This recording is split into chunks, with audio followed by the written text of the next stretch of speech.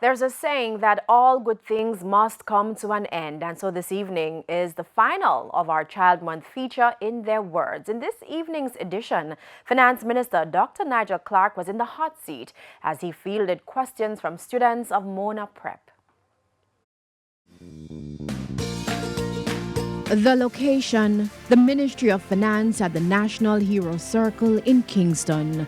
With their game face on, these students are about to conduct one of the most important interviews of their lives. The buzzword the world over is inflation, and even as children, the high cost of living is also affecting them. And so they had burning questions for the man responsible for the country's economic affairs, Dr. Nigel Clarke.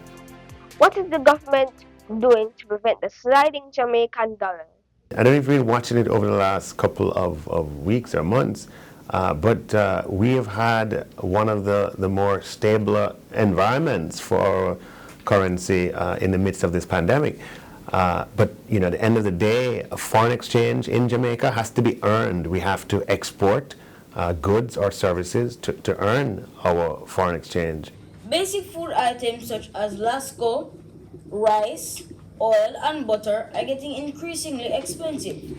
What is the Jamaican government doing to ensure that these products remain affordable for us children? What we are doing includes providing, over the course of the past 12 months, and we'll continue to do it going forward, care food packages to persons who are in need. We're working with several charitable organizations. I announced $200 million of food items being available, or not food items, of support for food items being available through charitable organizations. And members of parliament will be provided with resources to purchase food packages on behalf of Jamaican people. How does inflation affect our economy? So too high inflation exacerbates social inequities and social inequality, and that's why high inflation is a problem.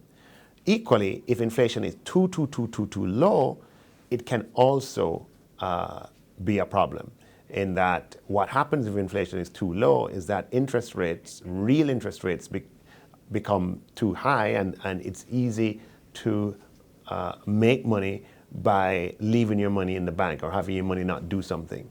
So we don't want inflation to be too low either.